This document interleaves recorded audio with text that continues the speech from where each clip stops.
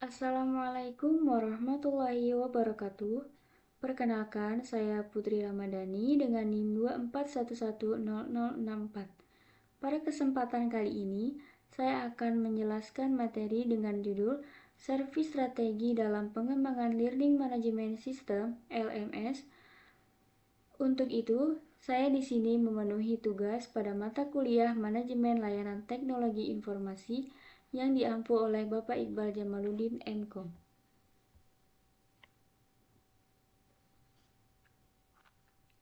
Topik yang saya bahas adalah servis strategi dalam pengembangan LMS perguruan tinggi.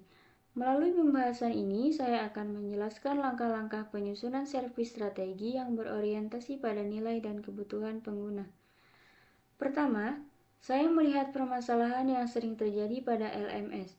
Di banyak perguruan tinggi, LMS sebenarnya sudah ada, tetapi penggunaannya masih belum optimal. Beberapa penyebabnya adalah fitur yang terlalu rumit, tidak sesuai kebutuhan dosen dan mahasiswa, serta sistem yang sering bermasalah pada saat jam perkuliahan. Karena itu, servis strategi perlu disusun agar LMS benar-benar dimanfaatkan dan mendukung kegiatan akademik.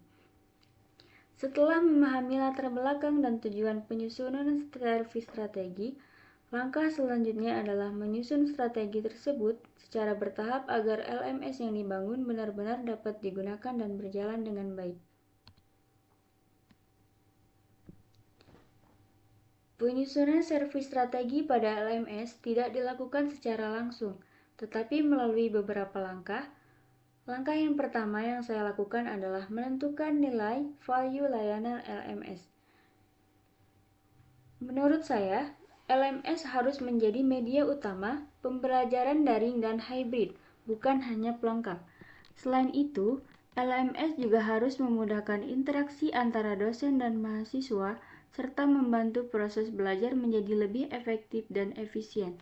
Dengan nilai yang jelas, LMS dibangun berdasarkan kebutuhan nyata bagi pengguna. Selanjutnya, kita menentukan pengguna dan stakeholder. Servis strategi disusun dengan memahami siapa saja pengguna dari LMS tersebut. Mahasiswa membutuhkan sistem yang mudah diakses dan tidak rumit. Dosen membutuhkan fitur untuk mengelola materi, tugas, dan penilaian. Sementara itu, admin akademik membutuhkan kontrol data dan monitoring sistem.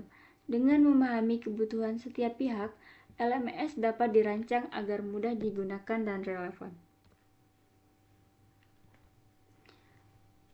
Untuk langkah selanjutnya yaitu menentukan layanan inti LMS. Agar LMS berjalan dengan baik, saya menentukan layanan inti yang benar-benar dibutuhkan. Contohnya adalah pengelolaan materi perkuliahan, pengumpulan dan penilaian tugas, forum diskusi, serta laporan akademik.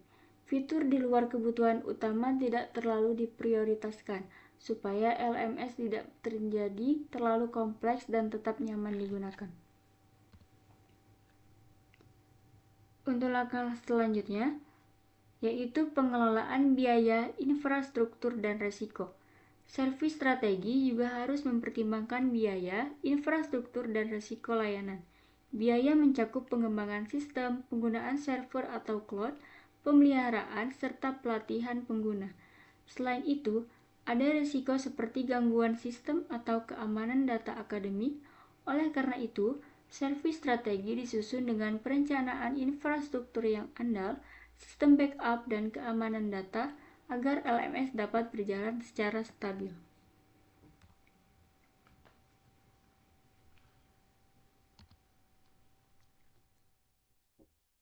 Langkah selanjutnya yaitu evaluasi dan peningkatan layanan. Agar LMS terus digunakan, servis strategi tidak berhenti saat sistem selesai dibuat. Perlu dilakukan evaluasi secara berkala, misalnya melalui feedback dari dosen dan mahasiswa. Hasil evaluasi ini digunakan untuk meningkatkan layanan, sehingga LMS dapat terus berkembang sesuai kebutuhan akademik. Dengan cara ini, LMS diperlakukan sebagai layanan jangka panjang. Sebagai kesimpulan, servis strategi disusun dengan menetapkan nilai LMS, memahami kebutuhan pengguna, menentukan layanan inti, mengelola biaya dan risiko, serta melakukan evaluasi secara berkelanjutan. Dengan servis strategi yang tepat, LMS dapat digunakan secara optimal, berjalan dengan baik, dan mendukung tujuan perguruan tinggi secara berkelanjutan. Demikian penjelasan dari saya mengenai penyusunan servis strategi pada LMS perguruan tinggi. Semoga penjelasan ini dapat memberikan gambaran bagaimana layanan teknologi informasi dirancang agar benar-benar bermanfaat bagi pengguna. Terima kasih atas perhatiannya. Wassalamualaikum warahmatullahi wabarakatuh.